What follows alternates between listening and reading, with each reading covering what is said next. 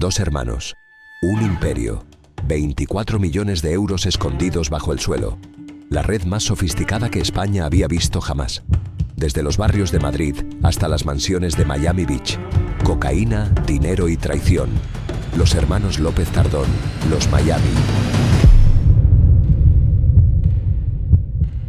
La mañana del 17 de julio de 2011, agentes de la Policía Nacional Española entraron en una mansión de La Moraleja, el barrio más exclusivo de Madrid. Lo que encontraron bajo el parqué de la vivienda desafió cualquier precedente en la historia del narcotráfico europeo. Debajo de medio metro de hormigón, sellados al vacío para evitar su deterioro, había 710 paquetes conteniendo cada uno 500 billetes de 50 euros. Otros 21 paquetes con billetes de 100. Un sistema de cámaras de seguridad vigilaba los zulos día y noche. El total superaba los 24 millones de euros. Era la mayor cantidad de dinero incautada en un solo registro en toda Europa. Simultáneamente, a más de 7.000 kilómetros de distancia, el FBI irrumpía en un penthouse de las Torres Continuum en South Beach, Miami. Bugattis, Ferraris, Lamborghinis, obras de arte valoradas en millones y compartimentos ocultos dentro de cubos de pintura conteniendo más efectivo. El dueño de ambas fortunas era el mismo hombre, Álvaro López Tardón, un español de 36 años que había construido lo que las autoridades describirían como la organización de narcotráfico más profesionalizada y transnacional que habían enfrentado. Pero algo no encajaba. ¿Cómo había sido posible descubrir ambas ubicaciones exactas el mismo día? ¿Qué había provocado la caída simultánea de una estructura que había operado durante años sin levantar sospechas? La respuesta estaba en una única persona. Alguien que conocía cada detalle, cada escondite, cada transacción. Alguien que había compartido la cama con el hombre más buscado. Sharon Cohen, su esposa estadounidense, había entregado a su propio marido. Los hermanos Álvaro y Artemio López Tardón no eran narcotraficantes comunes. Eran empresarios del crimen. Habían transformado una banda callejera violenta en una corporación multinacional con departamentos, jerarquías y protocolos. Movieron más de 7.5 toneladas de cocaína hacia Europa. Blanquearon al menos 140 millones de euros en solo 3 años. Operaron laboratorios clandestinos considerados los más sofisticados del continente. Y lo hicieron con una frialdad que las autoridades describieron como inquietante. La magnitud de su operación desafió todos los precedentes. En 2009 movieron 20 millones de euros. En 2010, esa cifra se disparó a 52 millones. No era violencia callejera ni distribución amateur. Era una empresa con balances, proyecciones y estrategias de expansión. Tenían contactos en los puertos más vigilados de Europa. Poseían redes de testaferros que incluían a sus propias madres. Contrataron profesores universitarios colombianos como químicos y construyeron un sistema de seguridad tan complejo que incluía micrófonos direccionales, cientos de teléfonos desechables y hasta un policía corrupto en su nómina. Pero todo imperio, por sofisticado que sea, tiene un punto vulnerable. En este caso, ese punto era humano. Una mujer estadounidense, bailarina y dama de compañía convertida en esposa de lujo que presenció demasiado, soportó demasiado y finalmente decidió que su vida valía más que el silencio. Este es el relato de su ascenso, su dominio absoluto y su caída inevitable. Los Miami nacen en los años 90 como una banda de seguridad y extorsión en Madrid. No son narcotraficantes todavía, son músculo. Controlan discotecas, cobran deudas por la fuerza, intimidan empresarios del ocio nocturno. Su fundador es Juan Carlos Peña Erano, conocido como el Inmortal, un hombre carismático y brutal que sobrevive a múltiples intentos de asesinato. Peña proviene de una familia de clase media de Moratalaz. Su padre era protésico dental, tenía oportunidades, un futuro. Eligió el crimen. El apodo Los Miami viene de un viaje que Peña hace a la ciudad estadounidense en los años 90. Compra varias chaquetas deportivas con el nombre de Miami estampado. Al volver las reparte entre sus hombres. Ellos las usan en las discotecas que controlan. La gente comienza a llamarlos así. El nombre se queda, se convierte en marca, en amenaza. La primera gran redada contra el grupo ocurre en 1996. La Policía Nacional detiene a 18 miembros, incauta armas, 4 kilos de cocaína y cientos de pastillas de éxtasis. Es un golpe, pero no definitivo. El 14 de octubre de 1997, los Miami protagonizan un tiroteo masivo cerca del estadio La Peineta en San Blas. Cuando la policía llega, encuentra cientos de casquillos en el suelo. cristales rotos y calles vacías. Nadie habla, nadie vio nada. El miedo funciona mejor que cualquier arma. El 26 de noviembre de 2001, Francisco Javier Manzanares, portero de discoteca conocido como Manza, es asesinado de 3 disparos en Móstoles. Tiene 27 años y antecedentes por lesiones y homicidio. Las autoridades confirman que fue un ajuste de cuentas relacionado con los Miami. La violencia es su idioma, pero Álvaro y Artemio ven más allá. Entienden que la violencia visible atrae atención policial, que los verdaderos imperios operan en silencio.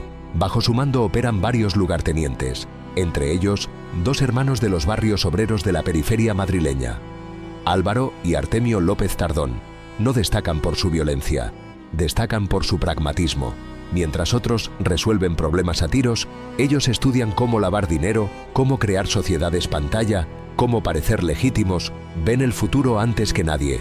El verdadero dinero no está en las discotecas, está en la cocaína.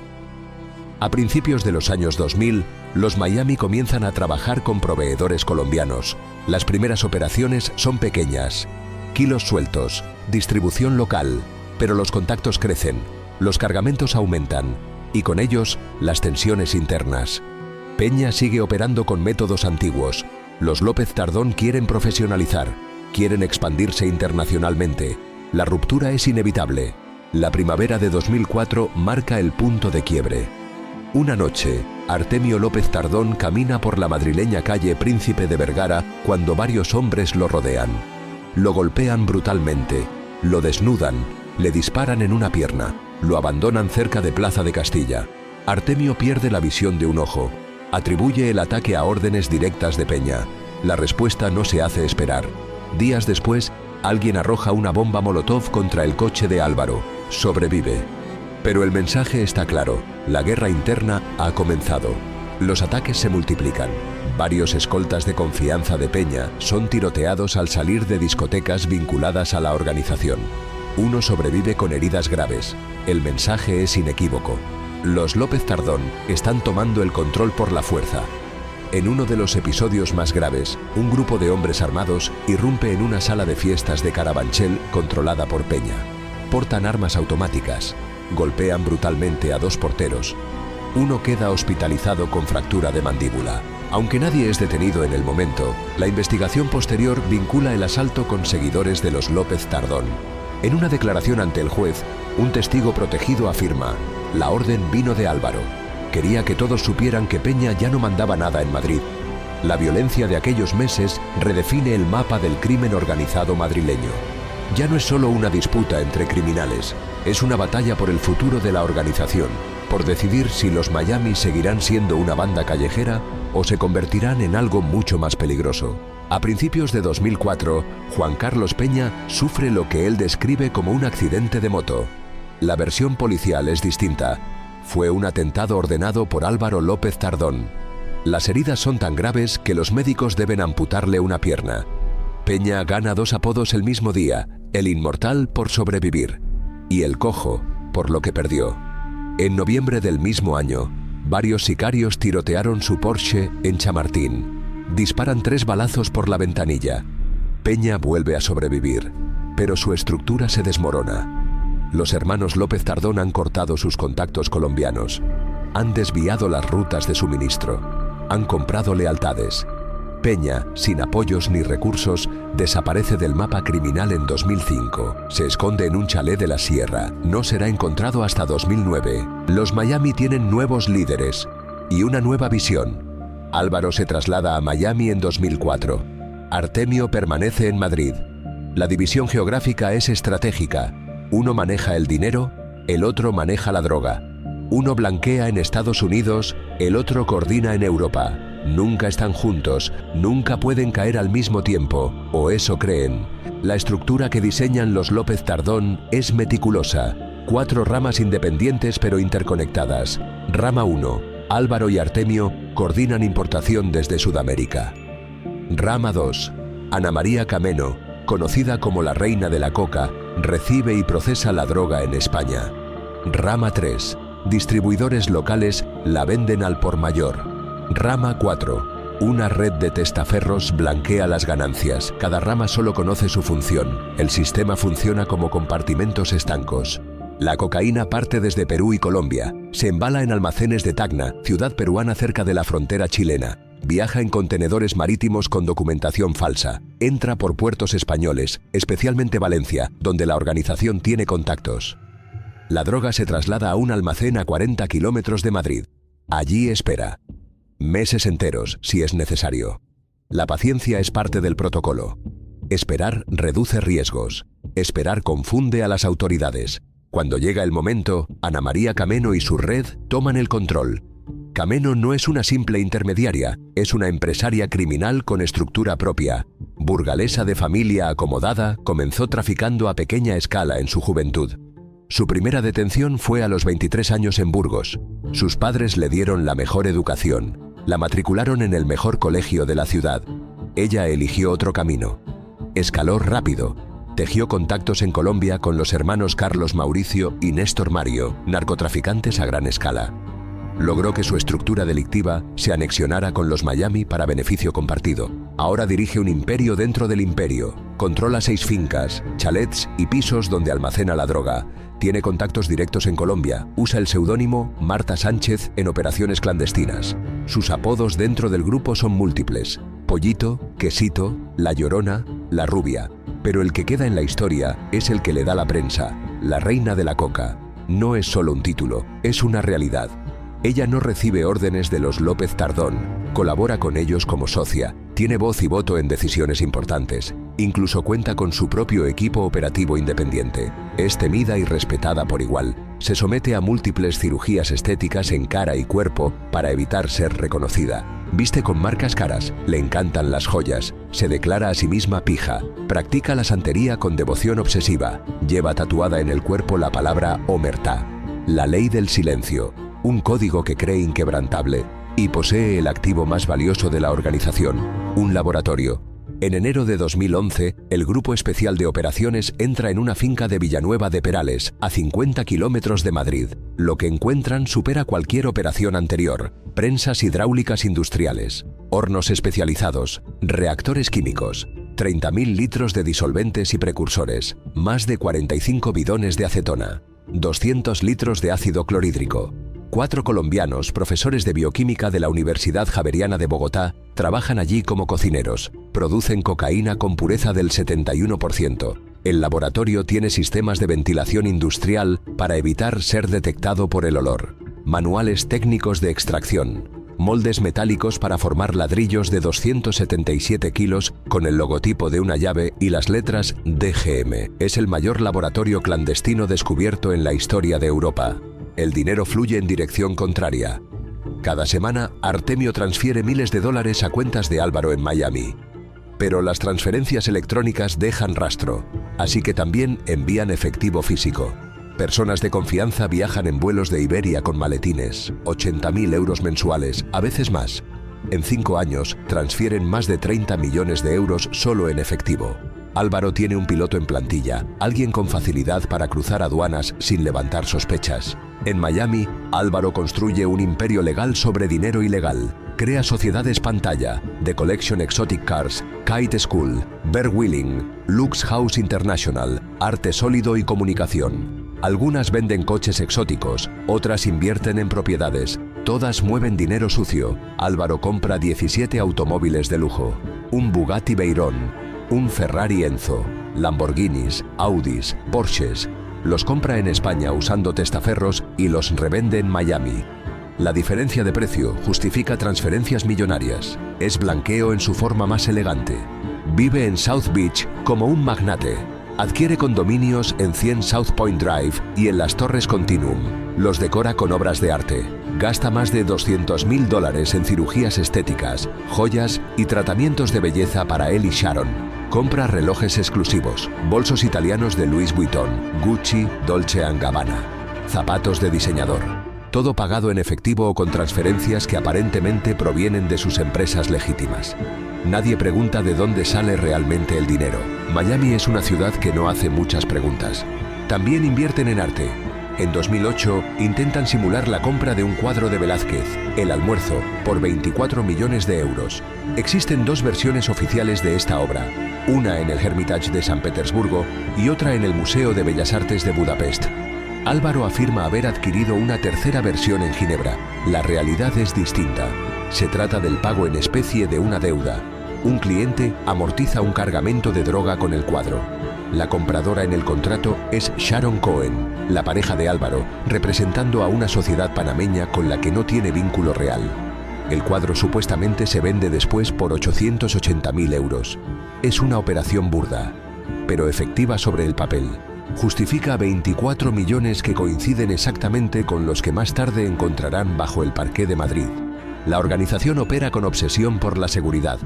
Cambian de teléfono constantemente. En el domicilio de Ana María Cameno se incautan 470 móviles, 100 de ellos encendidos. Utilizan micrófonos direccionales para detectar vigilancia. Obligan a clientes y colaboradores a usar gafas de sol con lentes cubiertas de cinta aislante negra cuando los transportan a pisos francos, para que no sepan dónde están. Tienen incluso un policía municipal corrupto que les pasa información sobre matrículas de vehículos sospechosos. En una agenda de Artemio se encuentran anotaciones manuscritas. Diligencias, 4-10, audiencia NDA, Guardia Civil. Teléfonos pinchados, España 30 teléfonos. Saben que están bajo investigación, pero creen que son intocables. Entre 2007 y 2011, la organización alcanza su apogeo. Mueven más de 52 millones de euros solo en 2010. Las 7.5 toneladas de cocaína introducidas en España se distribuyen por toda Europa. Los métodos se vuelven cada vez más audaces. Álvaro vive abiertamente en el lujo más obsceno. Gasta 6.000 euros en un solo día de compras. Se somete a múltiples cirugías estéticas. Incluso se opera los abdominales. Consulta santeros cubanos regularmente. Paga 6.000 euros por rituales propiciatorios. Ana María Cameno hace lo mismo. Tiene una habitación convertida en altar dedicado a Obatalá y Xangó, deidades de la santería. Sacrifica palomas, patos, corderos, se embadurna con su sangre. Es superstición mezclada con paranoia.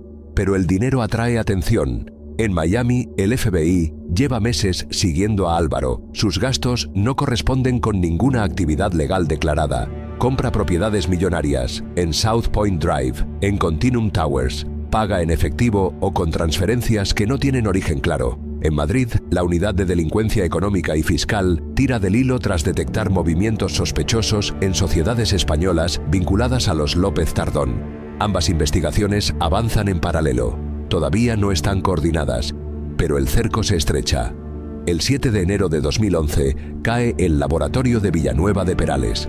Ana María Cameno es detenida junto a los 4 colombianos y un español que hacía de centinela. Se incautan 277 kilos de cocaína con pureza del 71%, valorados en más de 9 millones de euros. La noticia sacude a Álvaro en Miami. Cameno no es solo una aliada, es su principal clienta, la que mueve los volúmenes más grandes. Su caída significa que toda la estructura está en peligro. Álvaro se pone nervioso. Su comportamiento cambia, se vuelve errático, violento. El consumo de esteroides anabólicos agrava su inestabilidad. Sharon Cohen, su esposa, comienza a temer por su seguridad. Sharon es una mujer alta, rubia, estilizada. Trabajó como bailarina y dama de compañía hasta casarse con Álvaro. Entonces, su vida se transformó. Coordinaba empleadas domésticas, hacía ejercicio, iba de compras, pasaba tiempo en la piscina. Vivía en el lujo absoluto.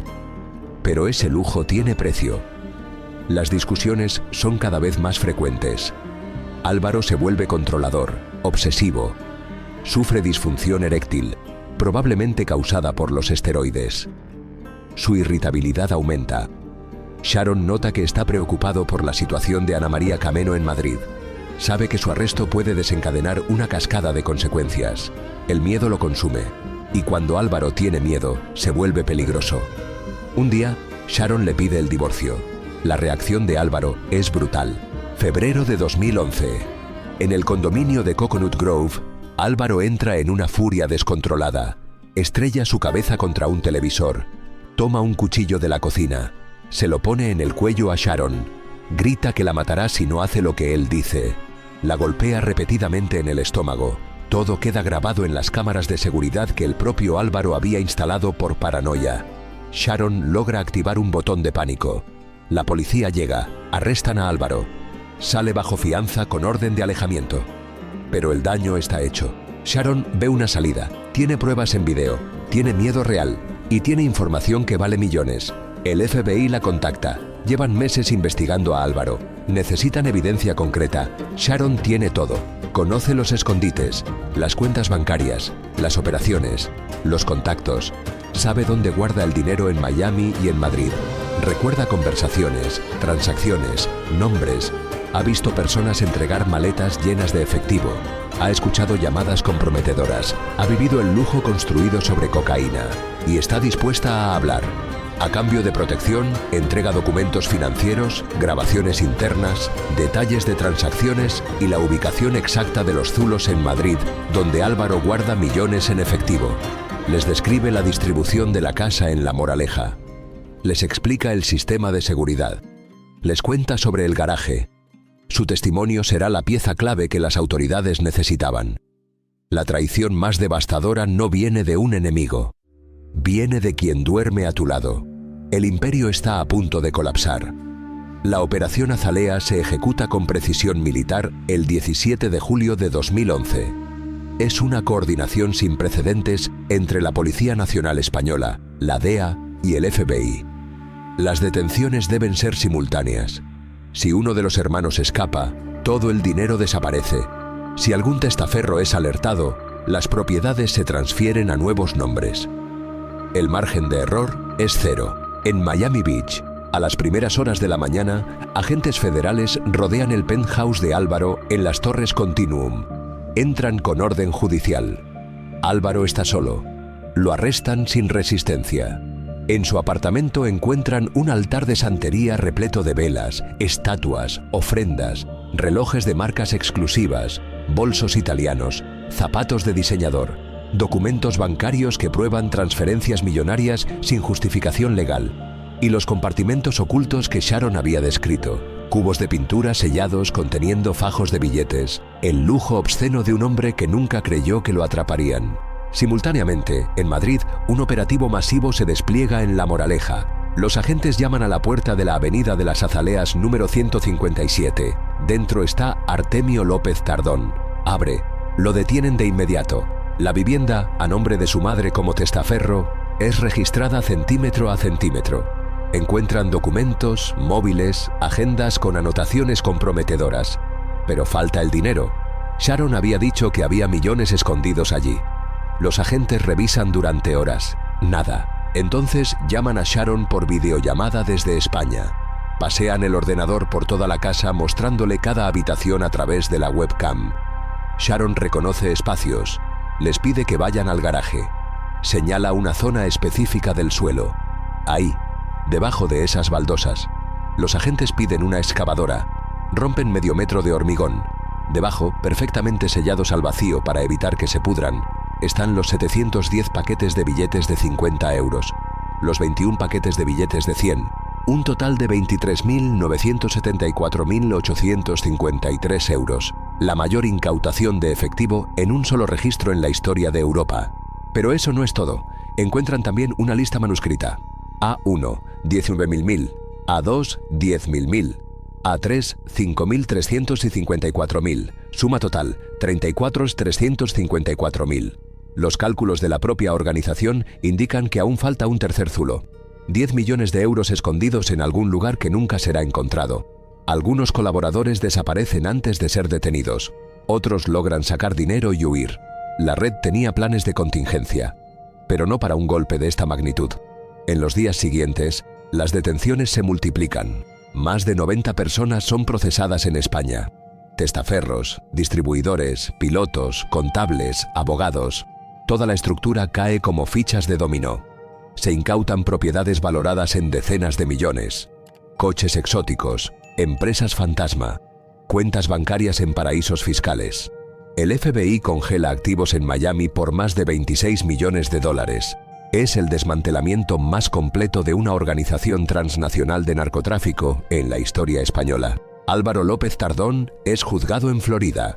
Su defensa argumenta que no había intentado ocultar sus transacciones, que era un empresario legítimo, que la Fiscalía no probó actividad específicamente ilegal. El juez Joan Lenard rechaza la petición de absolución. Sharon Cohen testifica contra él. Su testimonio es devastador. Describe la violencia, el control, las amenazas, los compartimentos con dinero, las visitas de personas que traían maletas llenas de efectivo. Cuenta cómo Álvaro le ponía un cuchillo en el cuello, amenazando matarla si hablaba. Las imágenes de las cámaras de seguridad confirman todo. También lo hace David William Pollack, alias Maverick, su mano derecha en Miami, que acepta un acuerdo con la Fiscalía para reducir su condena.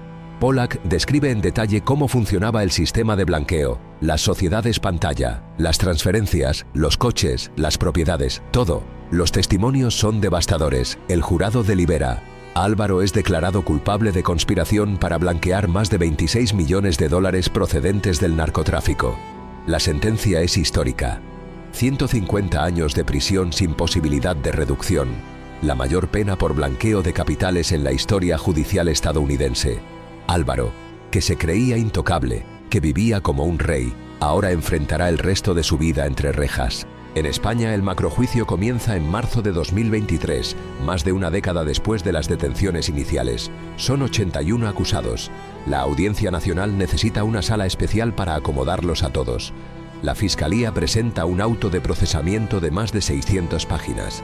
Artemio López Tardón niega haber participado en narcotráfico. Acepta los cargos de blanqueo, contra Hacienda y falsedad documental. Pacta con la Fiscalía. Es condenado a solo 3 años de prisión y a pagar una multa de 85 millones de euros.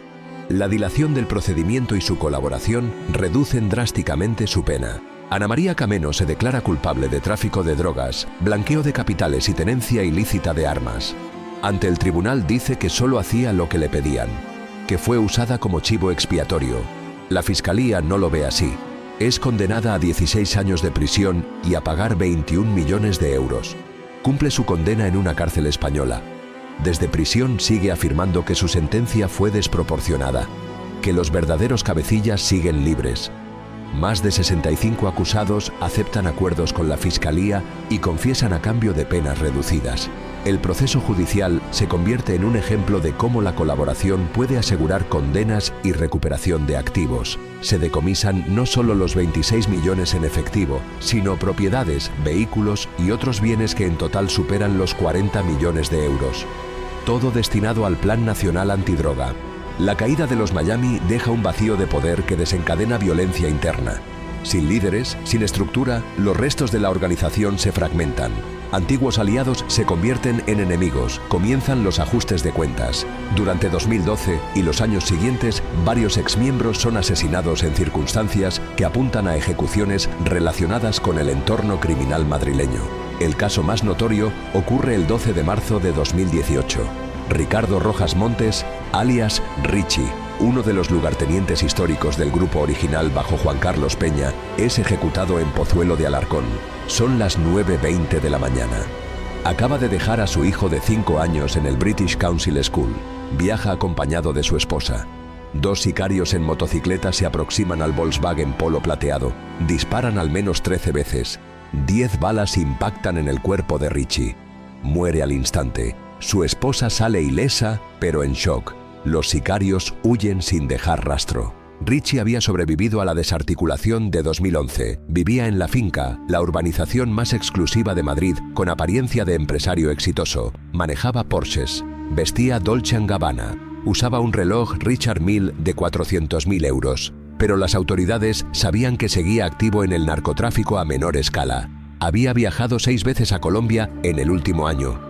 Una llamada interceptada por agencias antimafia mencionaba la caída de un megacargamento de su propiedad. Lo habían citado a dar explicaciones. No llegó a tiempo. La ejecución es un mensaje. En este mundo, nadie está a salvo. Otros ex colaboradores desaparecen sin rastro. Algunos ingresan a programas de protección de testigos. Otros se exilian. La descomposición de la estructura provoca una ola de violencia que se extiende durante años. Informes policiales filtrados en 2019 señalan que la falta de jerarquía clara derivó en una guerra entre facciones que buscaban controlar lo que quedaba de las rutas, contactos y recursos. El legado de los Miami es profundo.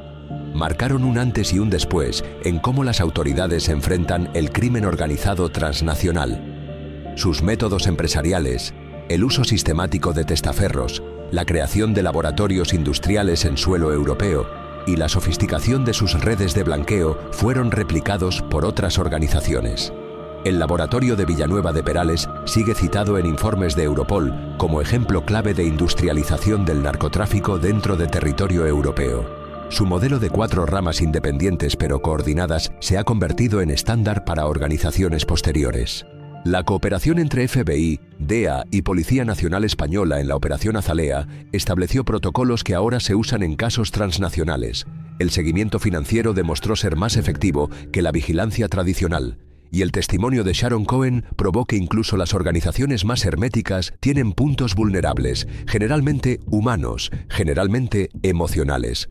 Álvaro López Tardón cumple su condena de 150 años en una prisión federal de máxima seguridad en Estados Unidos.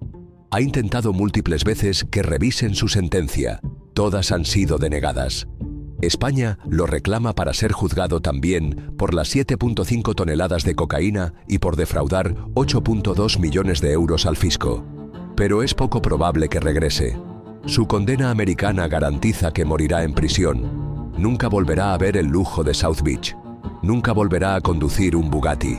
Nunca volverá a sentirse intocable. Artemio López Tardón salió de prisión tras cumplir su reducida condena de 3 años. Su colaboración con la Fiscalía y la dilación del procedimiento redujeron drásticamente su pena. Actualmente reside en Madrid. Sigue siendo investigado por las autoridades que creen que aún mantiene vínculos con redes criminales.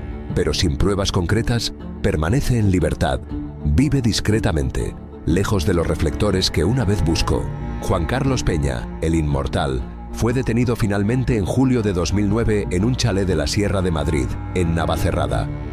Acudía a celebrar el 9º cumpleaños de su hijo cuando la policía lo capturó en la Operación Fe, bautizada así en honor a su pareja, Fe Castrillo. Tenía 43 años. Cumplió condena por diversos delitos relacionados con los Miami. Hoy está retirado. Vive de las rentas que le proporcionan pisos de alquiler. En una entrevista concedida años después, afirmó no ser un matón, sino un tranquilo padre de familia. La historia lo recuerda diferente. Lo recuerda como el hombre que fundó una de las organizaciones criminales más violentas de Madrid. La Operación Azalea no solo desmanteló una red criminal, cambió la estrategia de las fuerzas de seguridad europeas, demostró que seguir el dinero es más eficaz que seguir las balas, que las organizaciones transnacionales solo caen con cooperación internacional sincronizada, y que el eslabón más débil de cualquier imperio criminal suele estar dentro. En este caso, una mujer que temía por su vida y decidió romper el silencio. Una mujer que conocía demasiado, que soportó demasiado y que finalmente entendió que ningún lujo vale la vida. Los hermanos López Tardón construyeron un imperio sobre cocaína y traición. Se creyeron intocables, vivieron como reyes. Pero su caída dejó una lección que resuena en los márgenes del narcotráfico actual. No existe el crimen perfecto, solo el crimen que aún no ha sido descubierto. Y cuando todo se derrumba, los más cercanos son los primeros en huir o en hablar. Esta fue la historia de los Miami, el ascenso meteórico de 2 hermanos que dominaron el tráfico de cocaína entre 2 continentes, y su caída brutal, orquestada por quien mejor los conocía. Un recordatorio de que en el mundo del crimen organizado, la lealtad tiene precio, y la traición a veces tiene nombre y apellido.